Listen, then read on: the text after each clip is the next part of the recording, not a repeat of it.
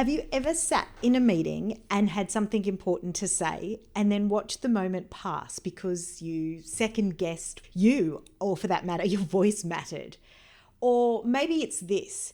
You walk into a high stakes room with people that potentially have less experience than you, less expertise than you, and then somehow you're feeling and second guessing what you're bringing into the room.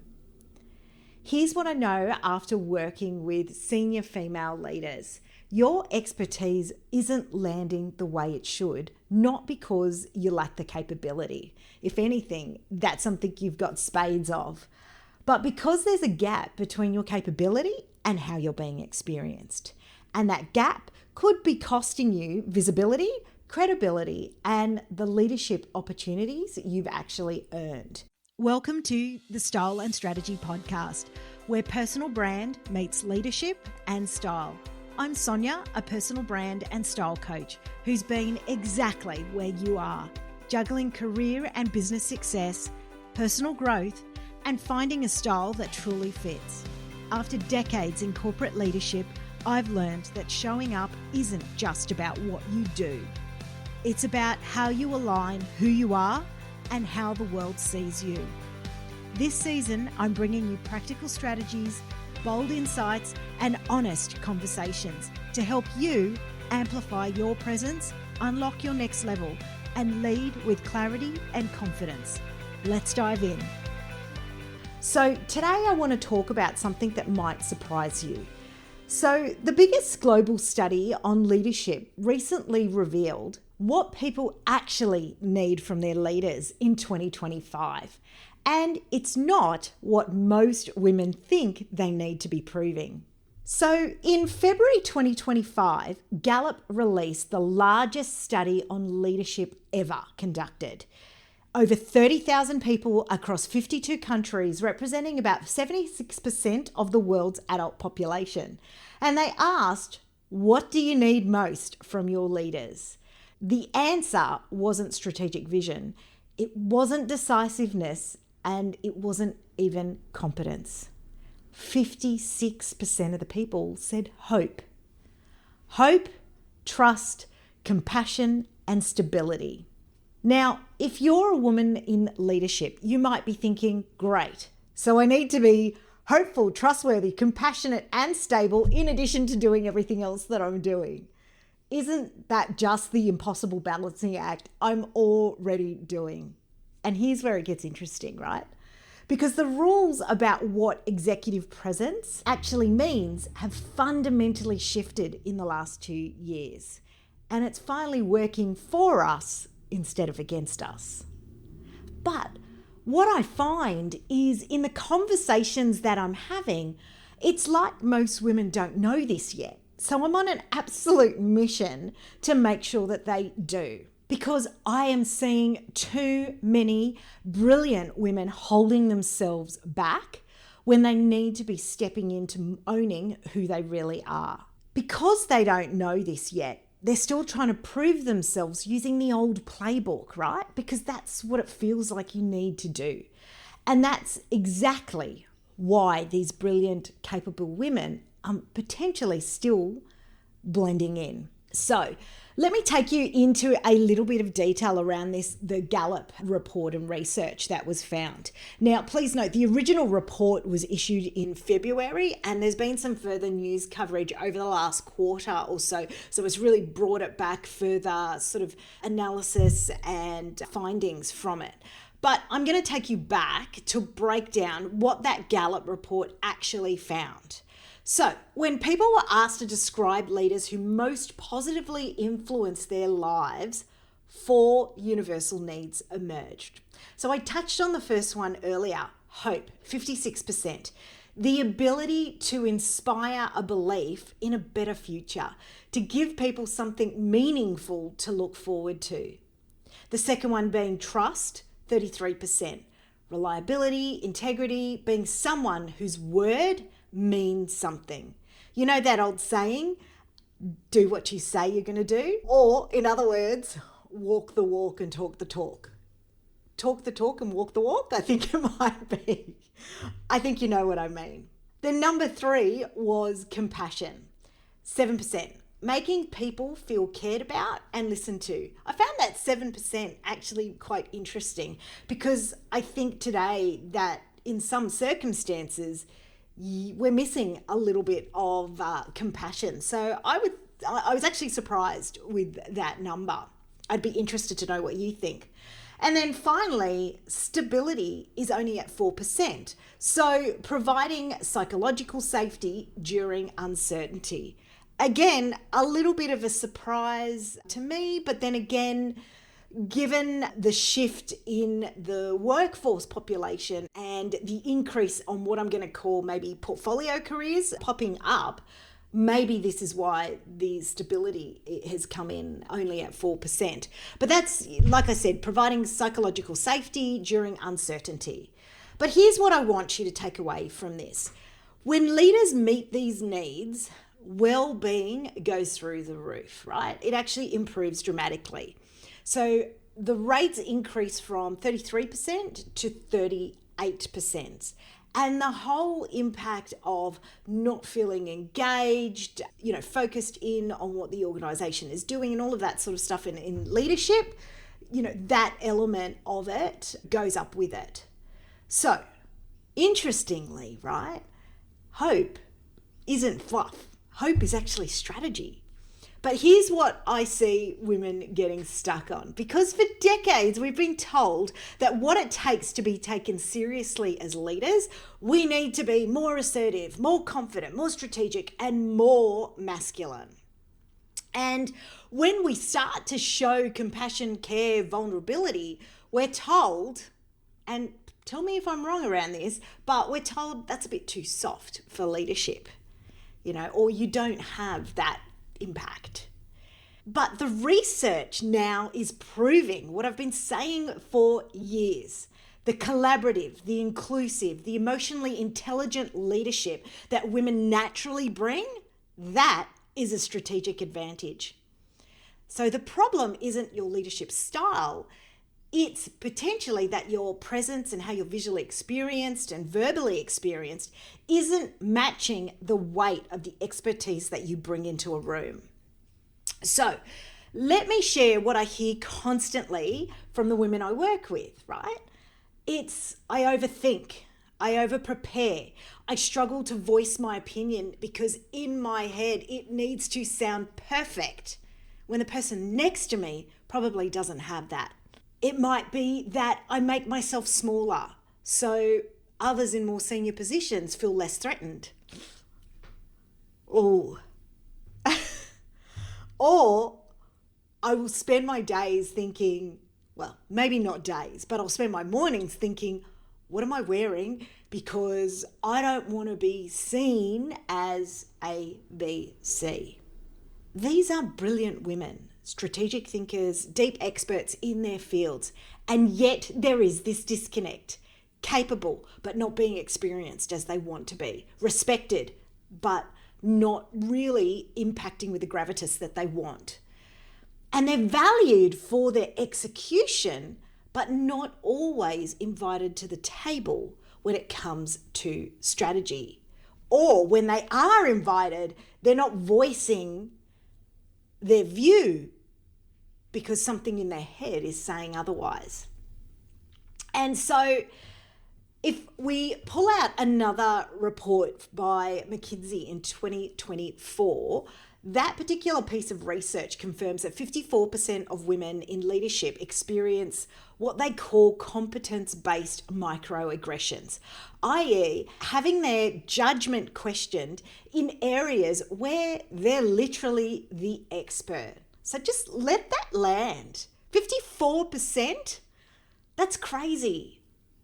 And I've got all the details in relation to some of these stats and the reports at the bottom in the show notes there. So women are almost twice as likely as men to be mistaken for someone more junior. I can tell you, in my prior career, I have had that happen time and time again. And so I've been there, I've walked through that, and I know what that feels like. And then the question doesn't become, how do I become more capable? right? How do I become more educated? All of those things. The actual question you need to be thinking about is, how do I close the gap between my capability and how I'm being experienced by other? And that is where personal brand and leadership presence come in. Now, when I say personal brand, I know what you might be thinking. Influencers. And there's nothing wrong with influencers, right? But to give you a visual of what you might be thinking. But that's not what I'm talking about. I'm talking about your personal brand, right? i.e., how people experience you and your leadership when you are not in the room. It's the reputation that absolutely precedes you. It's like that credibility that opens doors before you say a word.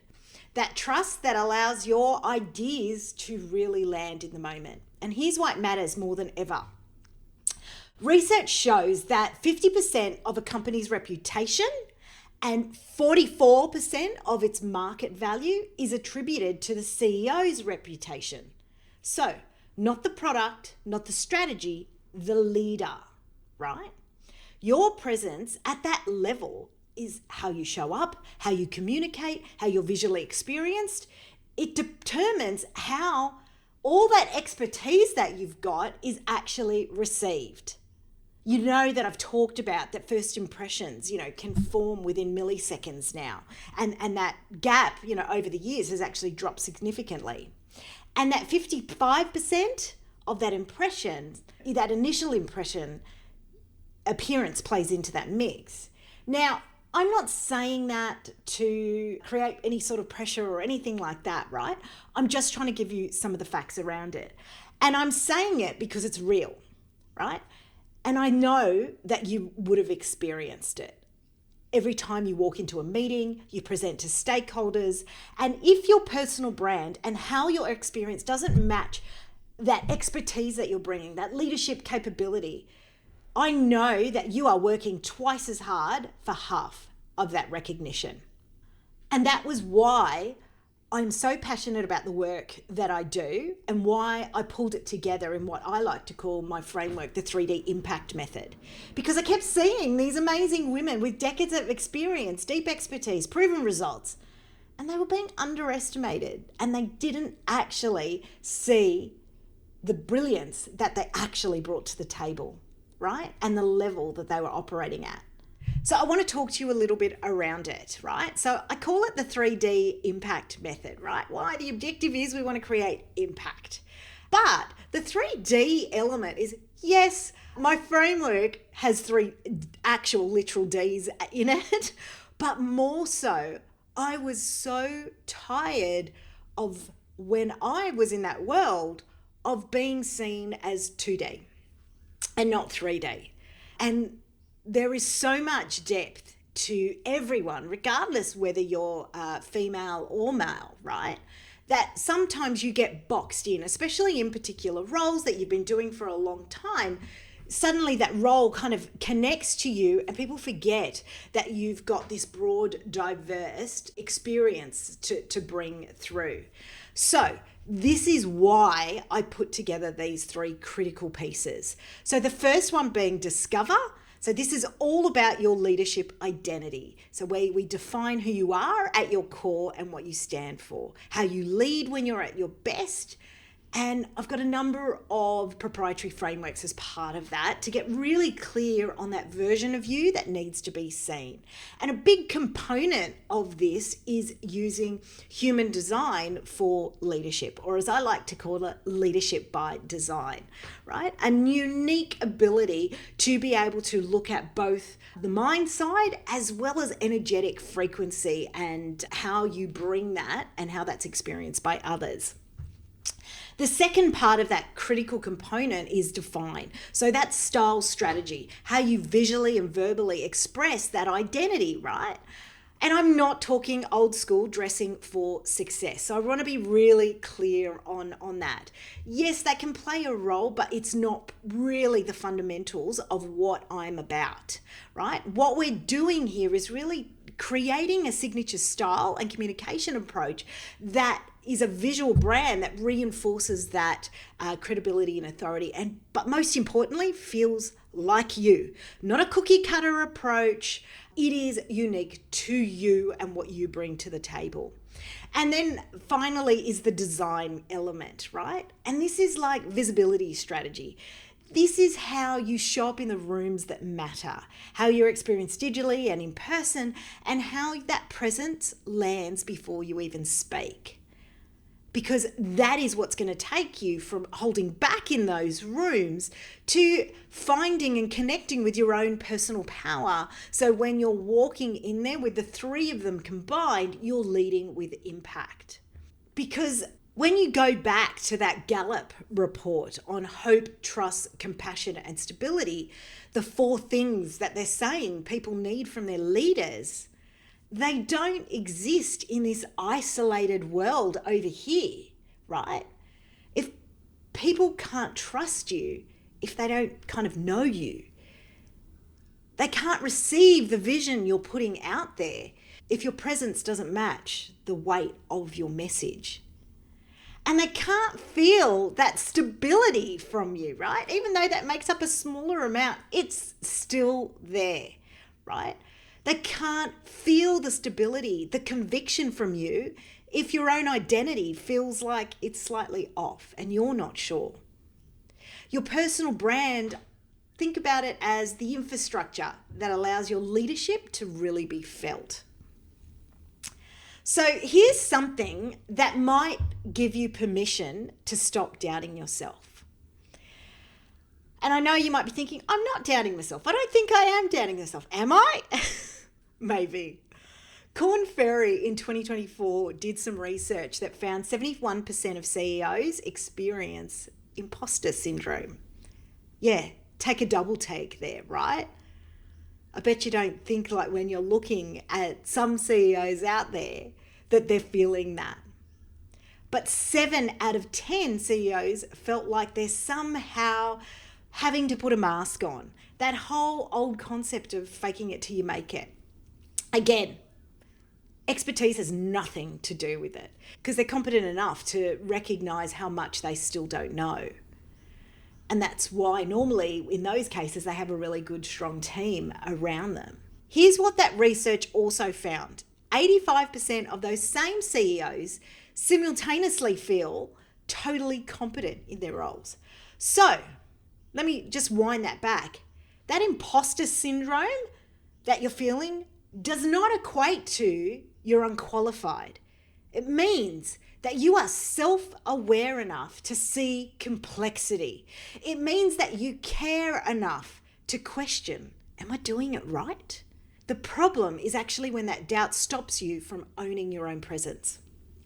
And coming back to some of the women that I've worked with and what I see is you've spent so much time proving competence that you've forgotten how to simply be and be grounded in the leader that you already are.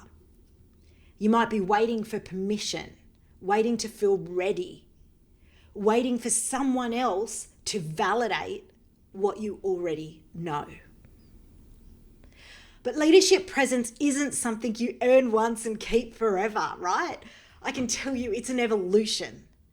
It's a personal evolution in yourself as well as a professional one. It's something you cultivate. It's intentional, it's strategic, and it's authentic. And it's the difference between hoping people see your value and making sure that they actually experience it. Let me tell you what's changed around this whole concept around executive presence, because this is a validation for every woman who's been told, you're too collaborative, you're not strong enough, you don't have the gravitas. HBR compared executive presence surveys from 2012 to 2022, and the shift was seismic, right? Huge. Gravitas, yes, it still matters, but what constitutes that has changed. Inclusiveness, respect for others are now the 3rd and 4th most valued leadership traits, right after confidence and decisiveness. Authenticity, shot to the top. Who you know?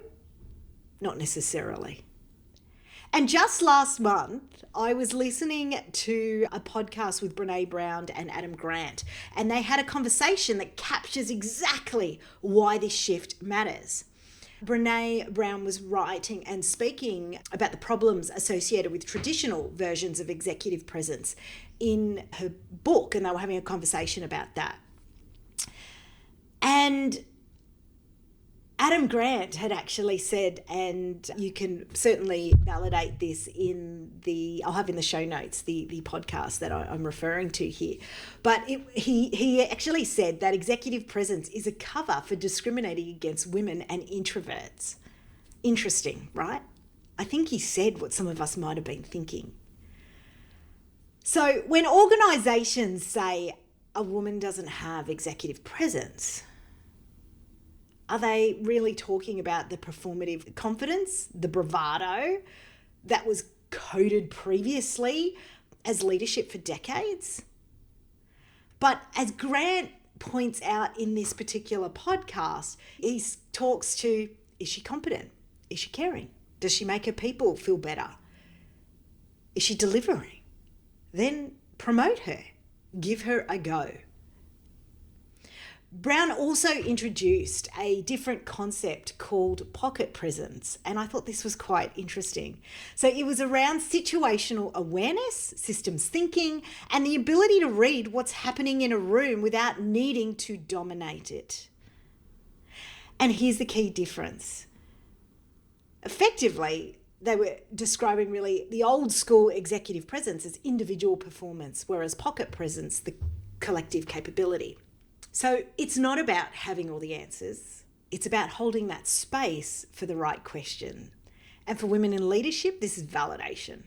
The collaborative, the inclusive, the emotionally intelligent leadership that has been previously dismissed, although we have seen some shifts. So, it's not all doom and gloom. But it's now recognised as a strategic advantage that it always was. So let me come back to where we started. Have you ever sat in a meeting and had something important to say and then watched that moment pass because you second guessed whether your voice mattered? I'm reminding you now, it's not because you lack capability, it's because there's a gap between how you're experienced and that capability, and that gap is closable. I've worked with clients who have said to me post our sessions that walking into the room now, they literally own it, but not in somebody else's way. They own it as them. They say they no longer feel like they don't belong, and that is actually a shift internally. And it's not confidence with zero doubt. The doubt's there. That's what makes you human. That makes you self-aware. But presence, despite the doubt, not pretending to have it all figured out, but showing up fully as yourself, clear, intentional, that is what's impossible to ignore. So this was a long one, but it was something that I thought was really important to really bring to you, and something that I'm really passionate about, and why, a lot of the why behind the work that I do, and the fact that it covers that internal and the external to bring that all together. So if this episode resonated with you, here's what I want you to know. You don't need to figure it out alone. The gap, the capability, experience, that is closable. The disconnect between your leadership identity and maybe your personal brand, totally fixable. And that feeling that you're not quite showing up as the leader you know you are, that is solvable. I work with senior leaders who are ready to align their presence with their expertise so it really can move them forward to where they're headed next. Not just owning that room, but leading that room. So if you'd love to find out more, drop me a DM on Insta or LinkedIn. I'm happy to have a chat. Or if you want to go a bit deeper, I have a 90-minute intensive where we can map out that leadership identity further and really uncover what's holding some of that presence back. And you can find the link in the show notes. Or, like I said, drop me a DM. I'd love to hear from you and what really resonated. Or if you're on YouTube, drop a comment and let me know. Because the world doesn't need you to be someone else anymore. It needs you to show up fully as you, intentionally, with the presence that your leadership really deserves. I hope you've enjoyed this episode. I'll see you next week.